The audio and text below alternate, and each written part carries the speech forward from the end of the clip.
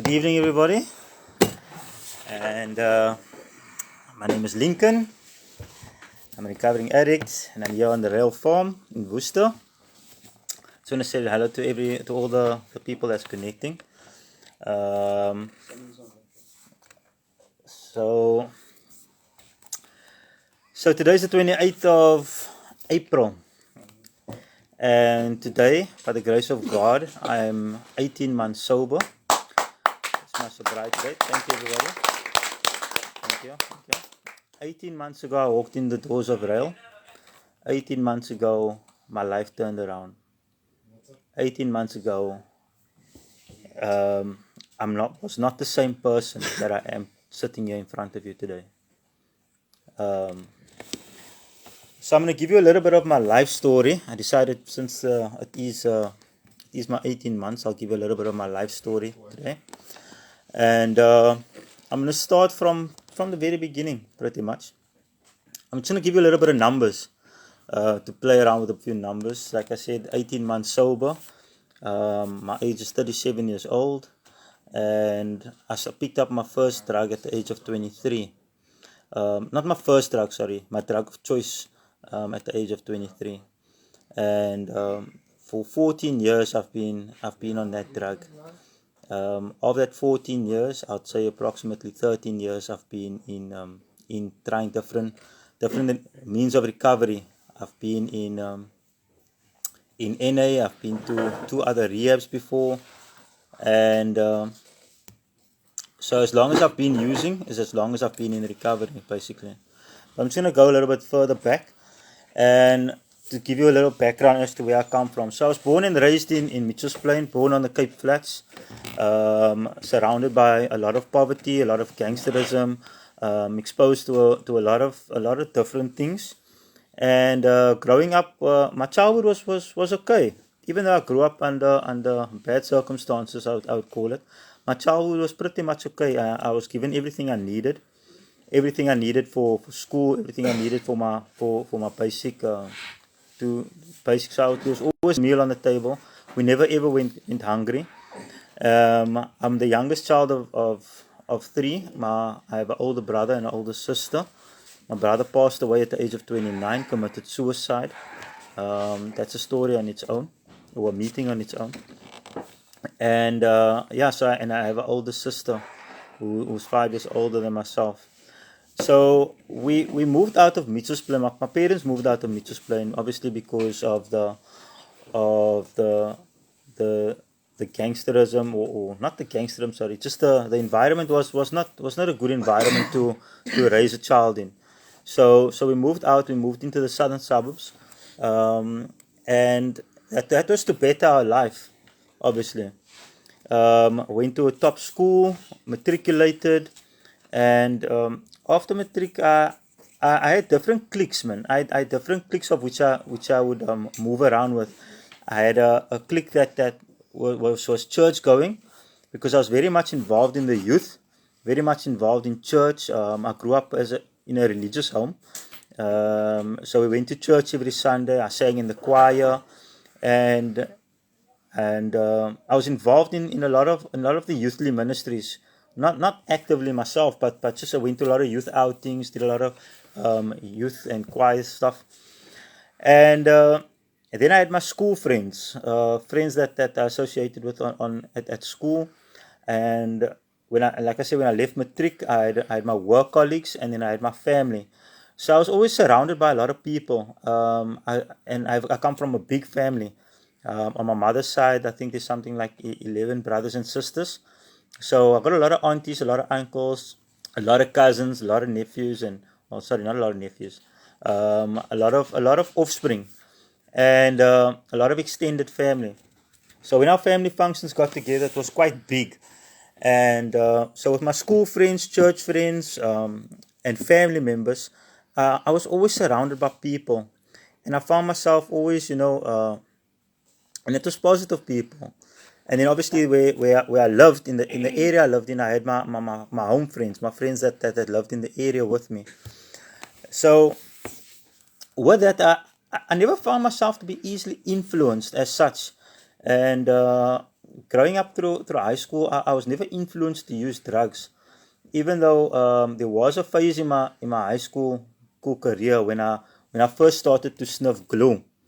And I think that was my first experience of being high, and something that was hallucinogenic. So a friend of mine watched a movie, and on this movie they started sniffing spray paint, and he said, "Come and try this thing." And I think my mother will tell you the nightmare of that area in my life, because in our backyard there was a little bit of like a hockey that I used to keep all my stuff in, and me and my friend would be in there every night spraying bikes. You know what I mean? But we were just getting high of thinners or high of glue. And I would even end up using it in my room, and my mother would come in and I'd be high as a kite. And I would just say, no, I'm busy gluing something. And not to realize that later on in my life, I'm going to be a full-blown drug addict. For me, that wasn't using drugs at the time. It was something that you could purchase in the shop. It was legal. It was stuff that everybody used for random things. So I had no idea that that sniffing glue at that time would cause me to be a full-blown drug addict, because I was kind of like anti-drugs at the time. And even though my friends used drugs around me, it never ever bothered me until one day I broke up with a ex-girlfriend of mine after 3.5 years, and I had a party by my house, and some of my friends were doing drugs in the back room, and my best friend came out, and I looked at him and I told him, "Bruh, look here, man. Whatever you did in that room now, I need to taste what you did now. I need to do what you did now, because I want to feel the way you look." And he asked me, "Are you sure you want to go down this road? Because you can't turn back, whatever." And I said, "My bro, don't just give me what you did in that room now, man. I need to feel the way you look, because that is how I felt." And he gave me my first hit and my second hit. That weekend, I think I spent probably about 1,000 rand or more on that drug. And then I left it, and it didn't bother me for a while. And I took it as a once-off occasion until I needed it again. Until I felt that same way, and I needed it again. And I went back to that same friend, and I asked him, "Bro, look here. Let's do that thing again, man, that we did." I didn't even know what they called it at the time. I just said, "Look here, let's just do that thing again. I smoked to be that in my chops again." So, and he said, "Are you sure?" I said, "Yeah, come we go." And that is how the ball got started for me, on Tik. That is how I got addicted to Tik, and eventually I found out where to purchase the drug myself. So I didn't need my friend anymore. That gave me my first high. I was purchasing my stuff by myself, and I always managed to maintain a job. I always managed to have a good working ethic. So I've always managed to have good work. I got paid well, with its benefits, and I never saw it as a problem per se. You know, I was paying for my drug, and I was paying for my drug. I was using on the weekends, as a party drug, going out to functions. I was still going to family functions. I was still going to my church. Everything was functional. There was nothing that was unmanageable in my life. I was able to manage everything going around me. Bearing in mind, this is at the age of 23. So at the age of 23, I think it was about, how old is my son? My son is now 12 years old. So 2 years later, obviously, the mother of my child got pregnant, and that is when I decided to make the first big step into recovery. And at the age of 25, I decided, things are getting a bit much. I got a child coming on now. I need to be a father figure to him, and I can't go down this route. The games need to stop.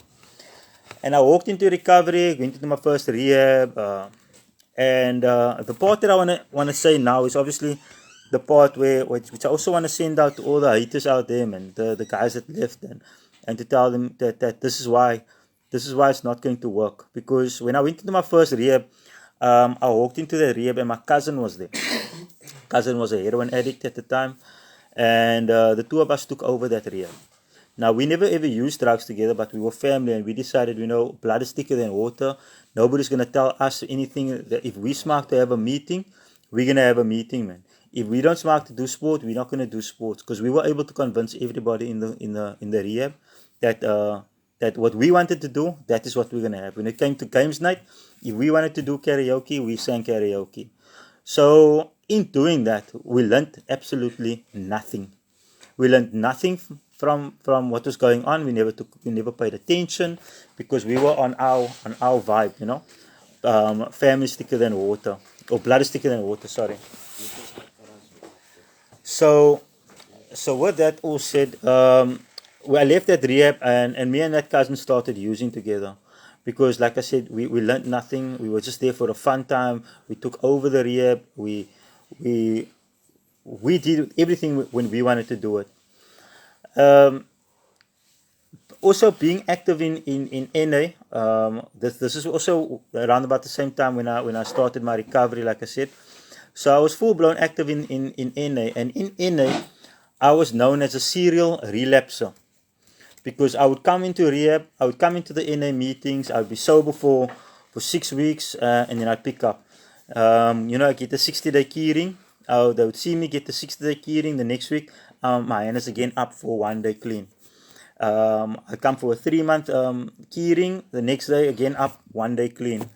So I was known as a serial relapser in NA, constantly doing the step work, working with a sponsor, doing service and everything, but never applying anything to my life. I was just dry. I was just going through the motions.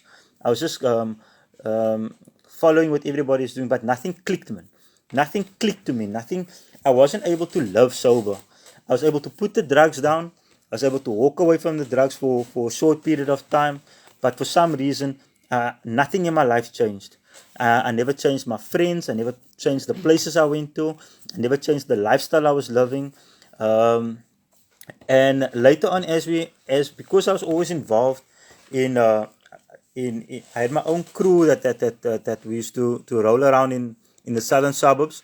I was quite a popular person, and with that, I got involved in gangsterism.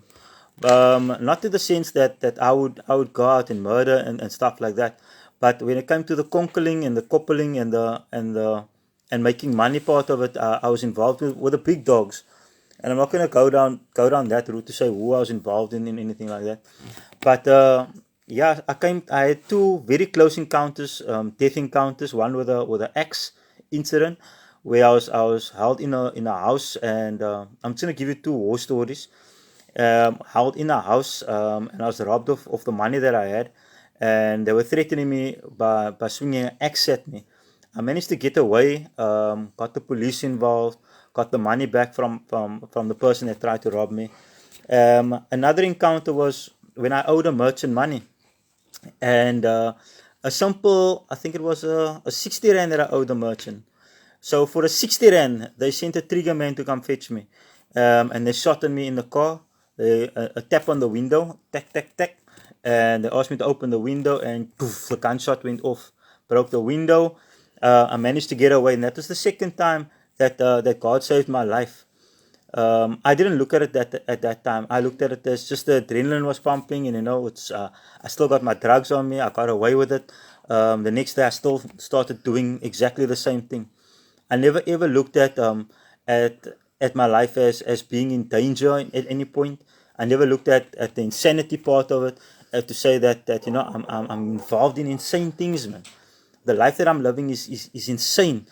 The things that I put my parents through. My parents, my mother on an odd occasion would tell me constantly, Lincoln, I fear that I'm going to get that phone call. I don't know if you're coming home. My mother would be phoning me at about 11:30 in the evening. Lincoln, where are you? They're shooting you. Are you safe? Are you okay? And this is the time after I sold my car, and I would walk around late at night in an area where they're constantly robbing people. They constantly, because I needed to do my drugs, man. My drugs was important to me, so I didn't care about my life. I didn't care about what was going on. I didn't care about whether I was going to go to bed that night. It's the last thing on my mind. I would come walking in by the door at like 2 o'clock in the morning, 1 o'clock in the morning. I would have to knock my parents awake, because there was a time that my parents took my keys away from me, because things got so unmanageable in my life that my father took my keys away from me, and before I came home, I had to phone him and tell him, look here, I'm on my way. And that is the insanity of where my drugs took me. The drugs got my life completely unmanageable, and if you wanna, and that is step one, where we have to acknowledge that unmanageability. So from being a popular person, having a crew, moving around with a crew, I lost my job, I lost my car. The mother of my child wants absolutely nothing to do with me because I wasn't in the right state of mind to ever even start a relationship with her. And so I lost every single thing that was happening, that was good in my life, man. And that was keeping me on that high. And things started becoming aggressively bad for me. I started stealing. I first started selling all my personal possessions, my computers, my laptops, my radios, my cell phones, my everything that I had, man. I started selling. And I sold everything for drugs. Everything I sold for drugs. There was a point I was selling my clothes for drugs. Could buy me brand new clothing in the shop. Before I even take the label off, I would actually buy stuff in the shop knowing that I'm going to get a buyer for it. And that is how insane my life was going at a time. And I just want to focus more on my parents, because I put my parents through hell, man. There was a time I would constantly tell my mother, look here, I owe the merchant money, because from the incident that when they shot at me, they shot at me 2 days in a row, and I would constantly tell my mother, look here, I owe the merchant money, I need money to pay them back, and she would just give me money, or I would tell her that, look here, I owe this person money for something I did. This is the only thing that I need to clear myself up. After this, there's no problems coming to the house. And my mother would once again dig in her pocket, and it would cause problems between my parents, man. I was the only child living at home at the time. It would cause a lot of problems between my mother and my father, almost to the point where they almost ended up having a divorce, because of my problems that I brought home. For me, I didn't care. I said, fuck, if you want to get a divorce, it's your life. Why? It's got nothing to do with me. But I was the problem. And my problem was laid on everybody else around me. I never saw it at the time. At the time, all I thought was, you know what? Everybody got their issues, man. You're still going to sort your crap out, because there was divorce in the past, before I did drugs. And I just thought about it, and I said, it's got nothing to do with me. But I was the problem. And that is what the drugs blinded me to see at the time. I never saw that the chaos that I was bringing home, the unmanageability of my life, I caused upon my parents' life as well in the home, which caused obviously for me to not have a relationship with my son. I went to court. I got a court order for the mother of my child, who gave me my access rights to my child. And as old as he is, I've been fighting with the mother of my child. And it's been a court case after court case, and it's just not liquor, man. And if I think about it now, had I not have used drugs, I'd have been in the right state of mind to know exactly what I need to do. But I was never at the right state of mind, so she always ended up getting the benefit of the doubt. And that way, my son always obviously, a son needs his father. And I would always push him aside, He'd wake up on a Saturday morning, and he'd want to do something, some activity with me, because I didn't get him on the weekend. And I would be passed out in the bed, and I'd be like, yeah, okay, I'm going to get up now. Don't worry, I'm coming now. And then, when I wake up, it's again supper time. And then the whole day has passed, and my son is looking at me, teary-eyed, wondering, what's happening, he's going home tomorrow. We're not spending time together. And it didn't bother me. It didn't bother me at the time. It was just like, we'll do it next time. And you come in, and that's what kept on happening. It'll happen next time. It'll happen next time. It'll happen next time. Also, another incident that I can tell you about was when I accidentally burnt my son with a tool that I was smoking with, all to impress a lady, man. And let me just give you a little brief incident about that, or story about that. So I brought the lady home. I was alone at home for the weekend, and I wanted to impress this girl, man. I wanted to sleep with her at the end of the night. And she had a daughter, I had a son, and I got the two of them together, and I got them off on their business, and they started playing. And in the whole process, I don't know what happened. I was so high as a kite that I ended up burning my son with a Pyrex pop. And my son looked at me once again, teary-eyed, looking at me, and I didn't know I did this. So I thought to myself, what the hell's going on? And I blamed her. So I kicked her and her child out of the house because I didn't know what was going on. I thought she was doing something to my son from the paranoia. And I kicked them out of the house, and we went to bed. That was the Friday. The Sunday evening, when I was about to take my son home, I had to give him his bath and obviously dress him. And while I was busy bathing him, I looked on his arm and I saw this burn wound, and I'm like, what the hell happened here, Sufyan? And he looks at me with that teary eye again, and my heart broke down. And I said, did I do this? So, and I never even realized that I burnt my own son with a Pyrex pop. Something that I said I would never ever do, because I've seen it on a daily basis in the places that I smoked, the people that are the Pela poster that I used to go smoke at. I used to see children running around, and I used to see just chaos, man. Children running around with bottlenecks, and I always said that will never be my child. That will never happen to my child. I'll never send my child out looking like that. And here I am doing exactly the same thing. Also, I wanna touch on the fact that they say the outcome for us drug addicts is jails, institutions, and death. Now, this is not the only institution that I've been into. I've also been, my drugs has also taken me to a point that I had to be hospitalized on more than one occasion, diagnosed with drug-induced coma, where I smoked myself to a point that I just hallucinated, and things just went chaotic, that they to rush me to hospital because I couldn't control an hallucination, or I just got so paranoid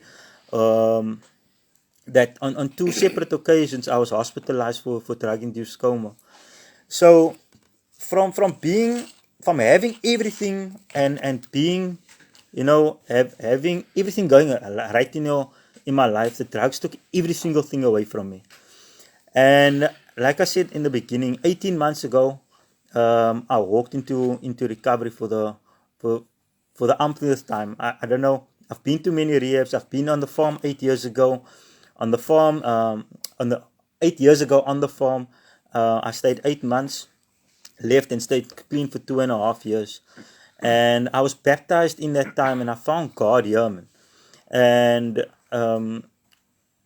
I found God. I changed my spirituality, or my spirituality was awakened in a different way. I remember I said I come from a religious home, but there was no spirituality there. I was just doing what everybody else around me was doing. So for the first time on the farm, I found spirituality. I walked with God. God walked with me. For 2.5 years, I then got bigger than the game. I then thought, you know what, everything is going well because I built myself back up again. I built my empire back up again. I bought myself 2 motorbikes. I once again had the top paying job. And this is out of the farm 8 years ago, right? After staying clean for 2.5 years, I built my empire up again. I was back on top. My friends, my family was back together. There was no chaos at the home. I was going to family functions. I was looking good. Everything was 100%, man. And this is 2.5 years after I got sober. And I decided, you know what, I'm going to start murting again because I got a bit greedy, man. The money was becoming too little. Things was moving at a different pace. I wanted things to move a bit faster. I wanted faster than it was going at the moment. So I bought myself 2 motorbikes, and I decided I'm going to be a merchant on wheels, So I started moving product, and I started making money. And in doing that, I picked up my drug again by selling to a lady. And I told this lady, look here. This lady told me, look here, the work I got now is very strong. You must try it out. And I said, no, look, I'm done with this, man. She said, nah, but this week is steak now, man. I mean, it's different to what you ever sold in the past. And I said, okay, fine, let me see what you're going on about. And I picked up my drug again, and once again, everything went down the drain. I just picked up that drug, and I promise you, it didn't even last probably 2-3 months. And I was back down the drain again. I was back. I sold my motorbike. I first crashed my motorbike because I was high. I crashed my motorbike twice. I then ended up selling my motorbike for half of what I paid for it. I started selling everything again, all my possessions once again. The cycle just repeated itself. I sold my phones, my computer stuff, my clothes again. Once again, God gave me everything that I wanted. Everything that He said He was going to give me, He gave it to me. And then I decided, I wanted more. I got greedy, got bigger than the game, and I lost everything. And things unfolded for the worse. Like I said, I started selling things. I started hurting my family again. So I lost the trust that I built up over that time.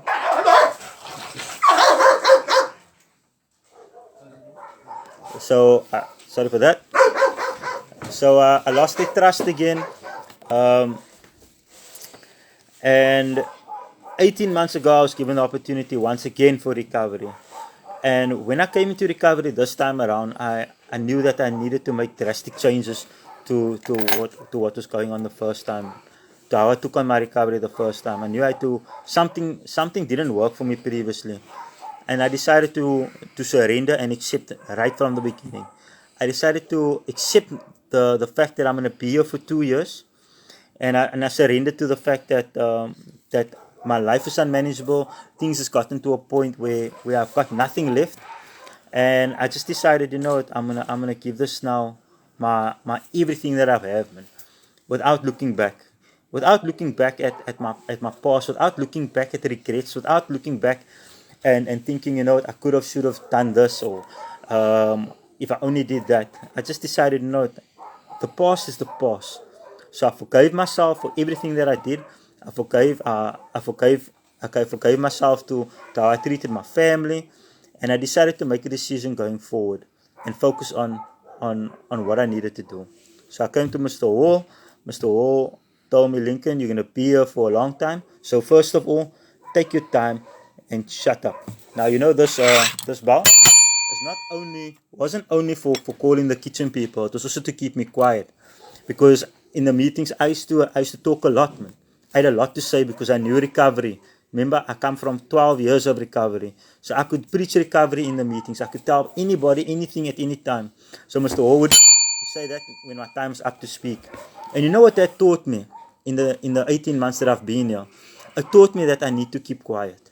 I need to first listen, man. My mouth, is closest to my ears. So when I talk shit, I hear shit. And then that makes sense to me. But if I keep quiet and just listening to everybody that was around me, what they had to say, I started learning. I started realizing that that experience that person's talking about, I actually now know where I went wrong. And that's the advice I give to every person out there, man. Take the cotton wool out of your ears and put it in your mouth and shut up. Listen, man. You came here with a problem. You came here looking for help. So allow us to help you. Allow the people around you that's been here help you. So keep quiet and just listen. And that is the advice that I took from Mr. Hall, and that is why this bell actually also kind of saved my life, or kind of is how I'm thankful for, because a lot of the time I would just be talking a whole bunch of shit, not knowing what I'm talking about. So the last part, before I hand it over to Mike, because Mike also wants to say something, is that yeah, man, 18 months ago, I never thought I'd be sitting here today with, I was counting the days in the beginning, and a lot of the people were counting it with me because I was going to be here so long. So I'll get irritated, man. And people would be like, yeah, you got 600 and odd days left. I'm leaving next week. And I'll be like, yeah, okay, now let go, okay. Or people who count it down to the minutes. And what the funny thing is right now, man, is that those people have all relapsed. The people that used to make fun of me, that's going to be here for such a long time, those people are using at the moment. So who's laughing now? Who's laughing now? And not to boost my ego, but I'm proud of how far I've come. Mr. Hall has not been hard on me, but it's not been easy on me either. He's given me challenges along the way, and all I did was accept it, man. I had to accept the fact that this is what task is put up in front of me. This is what I need to do, so do it. Shut up, keep your mouth, learn from the people that's wanting to teach you something, and do what you have to do, man, and move forward. And in doing that, I was given different responsibilities, and those different responsibilities brought out the good characteristics that I have today. If it wasn't for me doing the work, I would not be able to acknowledge and understand why I feel a certain way. I would not be able to work through emotions or work through feelings or be able to have a backbone and stand up for myself in certain situations. I would still be that person that just wants to manipulate things to go my way, because remember, everything that I did was for me. I had a selfish personality. I was self-centered. I didn't care anything about the next person. And I didn't care who you were, man. Unless you had a benefit for me, that was my only interest. Was how were you going to benefit me at the end of the day? And today I'm 18 months sober. I'm thankful. I'm a grateful person. Um, and the direction that I see in my life going forward is not back to that lifestyle, man. That lifestyle. Every single thing in my life had to change. From the underpants I wear to everything, man. To how I shave in the morning had to change for me. Whether I brush my teeth or not. Every single thing in my life had to change, because anything of my past just kept me in my past. So I leave it at that. Thank you everybody for listening. I will come back on once Mike is finished to close the live off. So I'm just gonna give it over to Mike now and hear what he has to say. Thank you, Mike. Thank you, Lincoln.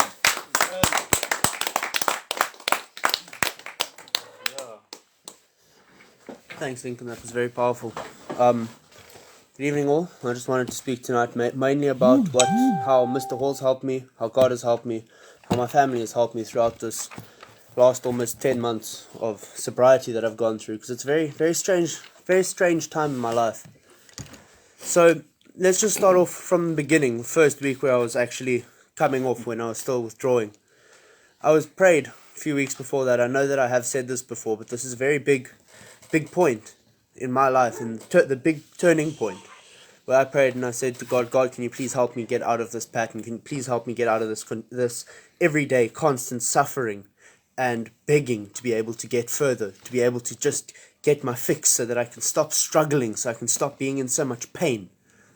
And 2 weeks later there was a divine intervention, and if you go and watch the other live stream that I gave, you'll know what it is. But anyways, so I stopped using heroin.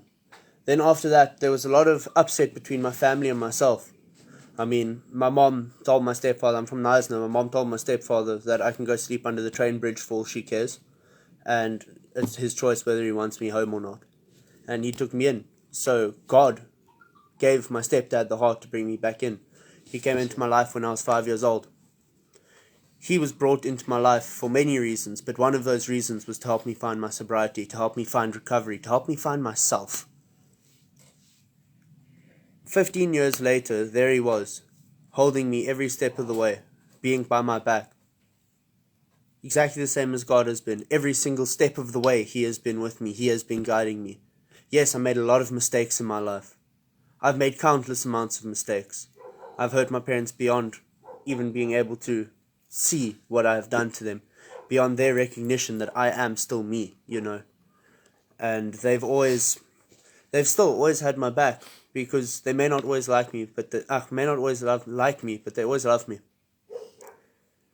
And then after a month of a lot of struggle, my stepfather helped me through counseling sessions at the Knysna Alcohol and Drug Center.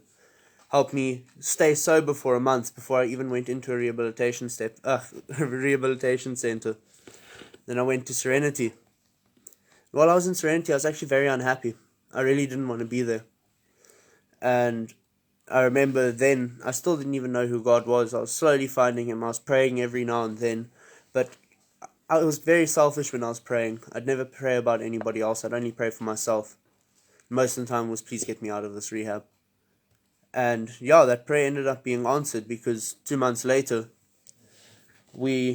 I came across the pamphlets for RAEL. My parents found the exact same pamphlets the exact same day. And we spoke to each other that night. And before I was about to mention RAEL, my parents mentioned it. Amen. And when I came here, the first thing that happened is I sat here in front of this desk and I spoke to Mr. Hall. And he seemed like such a lovely person. And as I would find out later on that he is, all he wants is the best for every single addict he can help. No matter who you are, no matter what your background, no matter what wrongs you have done, he will help you. And I don't know why. I don't know why it's this man's passion to just help us. Maybe it's because he's been there before. You know, I have no idea, but whatever drives this man, I am very, very grateful for. Because really without that man, there'd be quite a few less recovering addicts and quite a few more graves inside of the cemeteries.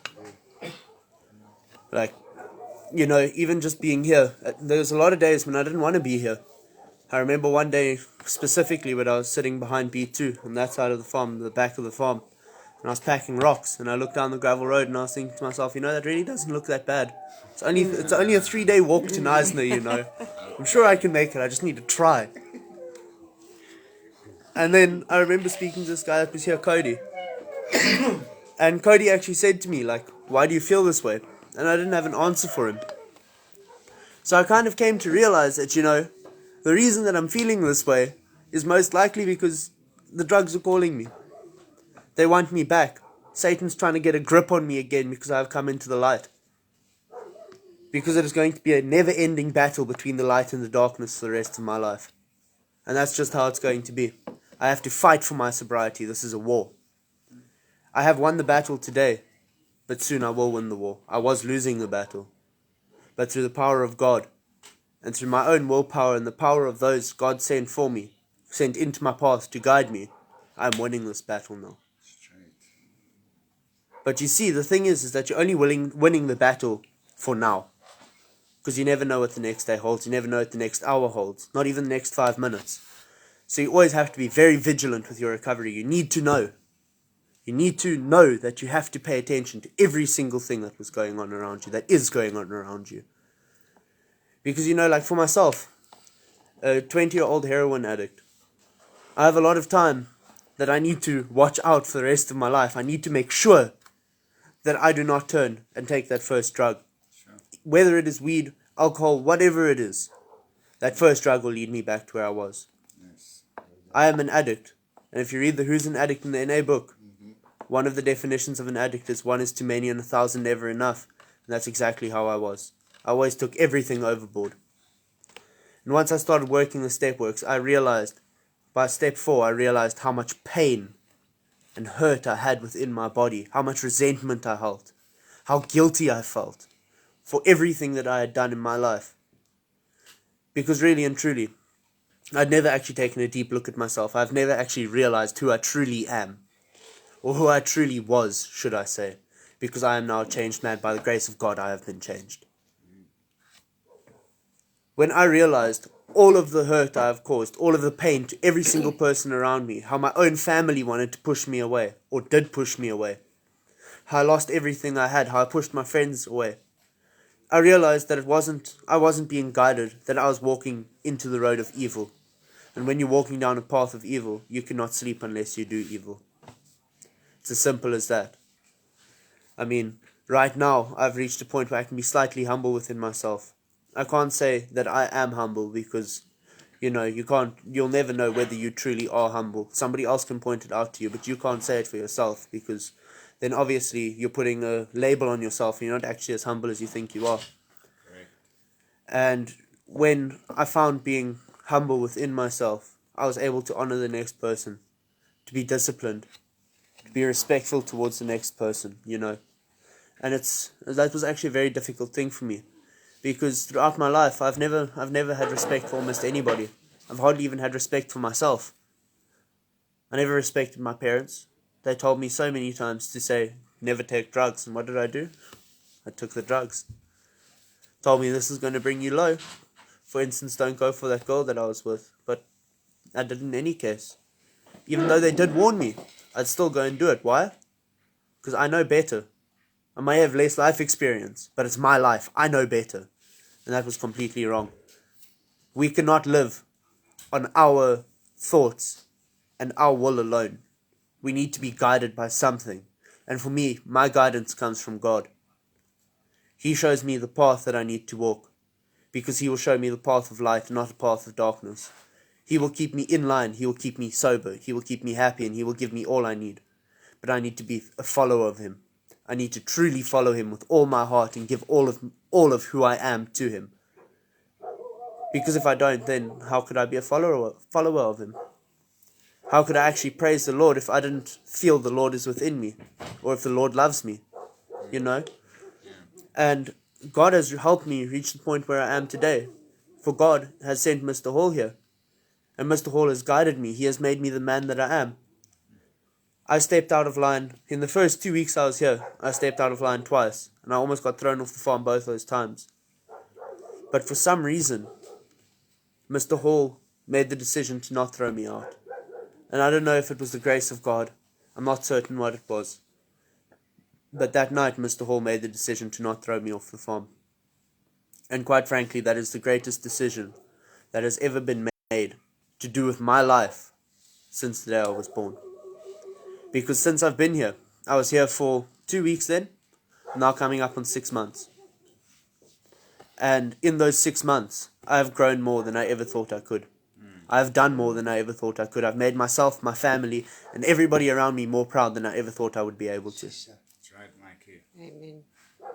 I mean, to go from having exceptionally high grades at school to dropping out because I just didn't want to be there.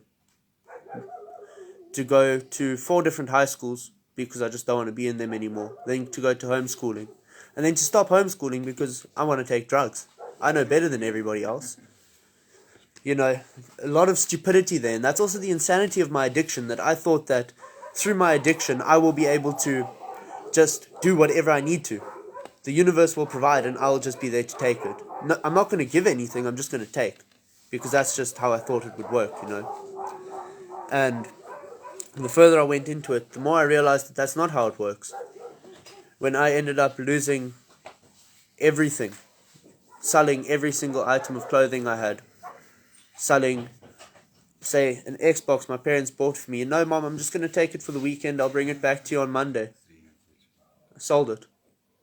With the games, controllers, the 43 meter long HDMI cable, I think I got for everything in total, I think I got about 700 Rand. So, yeah, every single material thing I had, I sold. I didn't have any spiritual principles to myself. I didn't even have a self-image.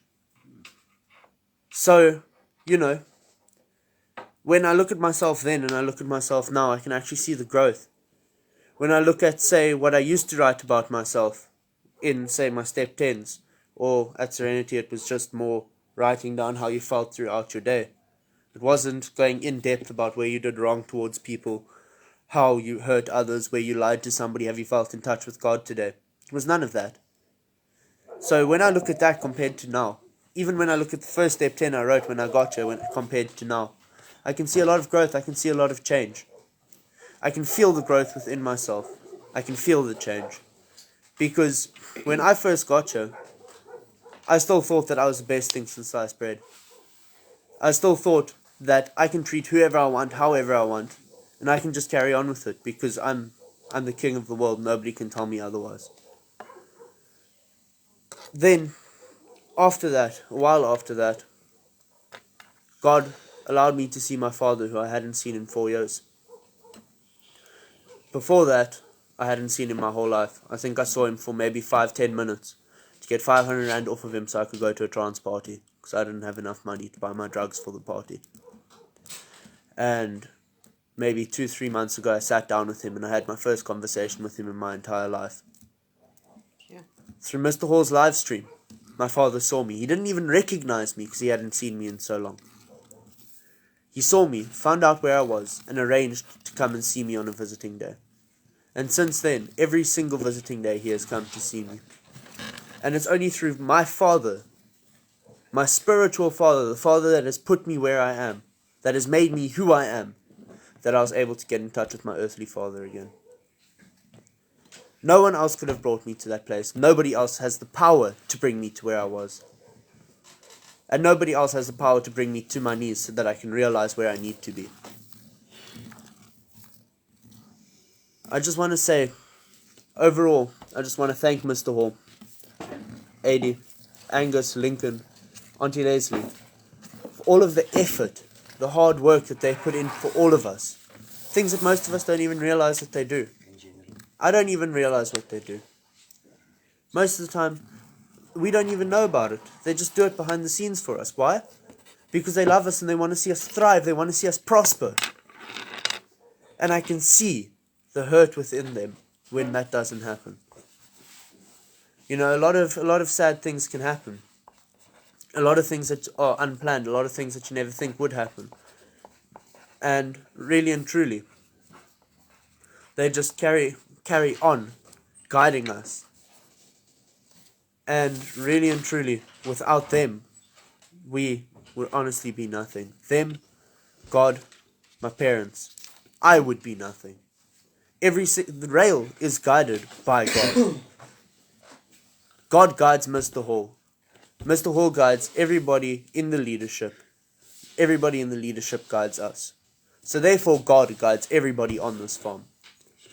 And that's the reason that I know within myself that nothing will ever go wrong with this place. This place will always have its doors open. For the simple fact that God is the one guiding us. This is God's farm, nobody else's. So anybody can try whatever they want to. Nothing will happen to this farm. Because this farm is pure love. It's pure care. Yes, there's respect that is taught to you, discipline that is taught to you. But that is out of love that it's taught to you. You might get cucked out from a dizzy height if you do something wrong. But that's out of love. That's because you've stepped out of line. And if you baby an addict, you bury an addict. It's as simple as that. So you need to be completely straightforward with him. You need to tell us exactly what we are doing wrong. Because if you don't tell us what we're doing wrong, we'll just carry on doing it. And if you tell us nicely what we're doing wrong, we'll do it even more. Because we don't like listening, you know. Any authority figure, you know, you just step back. We don't want anything to do with you. I mean, that's just the general mindset of an addict. I've been an anarchist for a very long time. I can't conform to anything, but I found myself to be able to be conformative within RAEL. Why? Because there's strict guidelines. This is what you do, this is what you don't do, and if you step out of line, there will be consequences. It's as simple as that. And that's what we need. Because for almost our entire lives, the unmanageability of our addiction ran so deep that we didn't care. You could do whatever, you could give us whatever consequence. We wouldn't care because that consequence is never going to come. We would find a way out of it. But here, we are being guided by other addicts. You can't manipulate an addict. An addict can see straight through you. They've been there before. They've tried it before. So, really and truly, any attempt that you make will be futile. Because it's not going to get through. It's not going to work. They'll see straight through you. And that's exactly what you need. You can't go and sit inside of a 5-star facility and have them tell you everything you want to hear. And just be able to manipulate them because they've never been there. Next thing you know, you have 5 different types of sleeping tablets in front of you that you get to take every night. Because they can't see through the nonsense that you're throwing in front of them. Take a boof to catch a boof. Yeah. Exactly. It'll take a boof to catch a boof. Simple as that. So yes, I just want to thank Mr. Hall. I want to thank God. I want to thank all of leadership. And I want to thank my parents for allowing me to get to where I am today. Thank you very much for your time.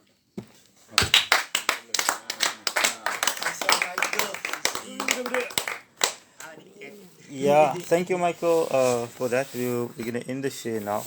Yeah, just keep doing what you're doing, bro. That's all you need to do. You don't need to impress anybody. You don't need to... Just keep doing what you're doing, bro. You see how you grow. And that's the best part about being in this facility at the moment is that we get to see the newcomer walk in. We get to see how they change their life, how the different phases that they go through in the time that they're here. We get to see the obstacles that they face, and that is how I learned myself. I learned from the newcomer. I learned a lot from Michael in the time that he's been here. He doesn't know what he teaches the people and what other people teach each other, but we learn from each other, man. That is how recovery works. We learn from the negative, we learn from the positive, and that's why we share what we have amongst each other so that we can grow together. So I'm going to end the share off now. I'm not going to pray this evening. Do I need to pray this evening? Don't need to pray this evening because we have something to end the share off with. And yeah, thank you everybody for joining in. We appreciate the time that you take to listen to our shares, and go for it. Thank you.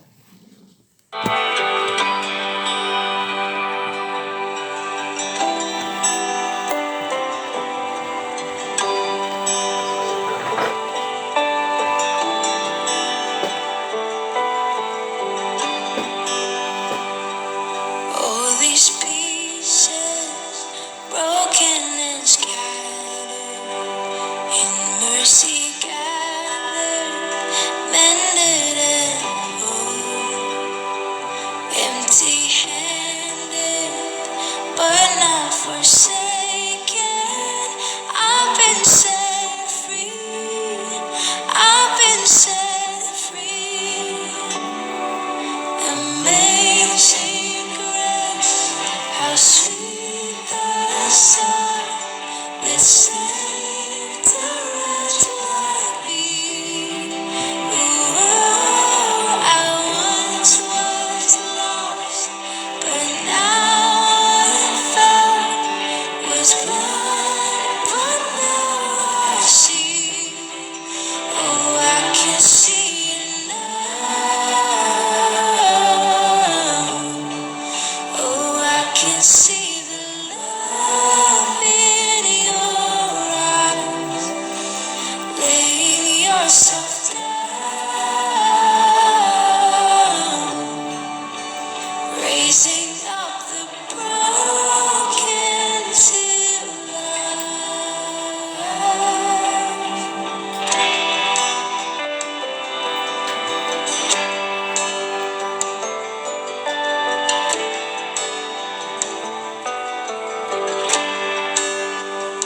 You take out failure, you take out weakness. You set your treasure in jars of clay.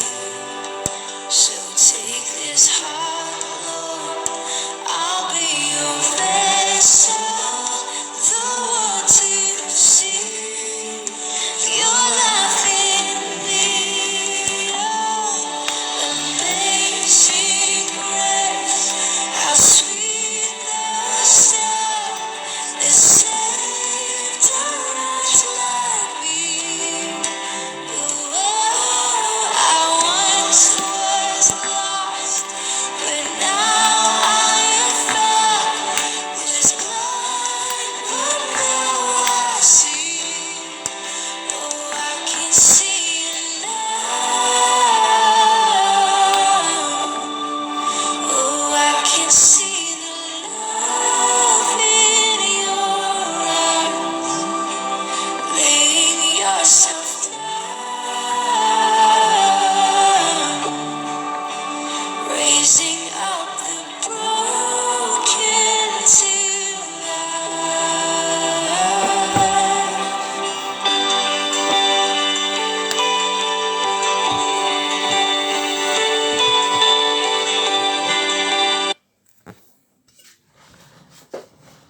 Okay, so good night everybody, and we'll see you tomorrow or later.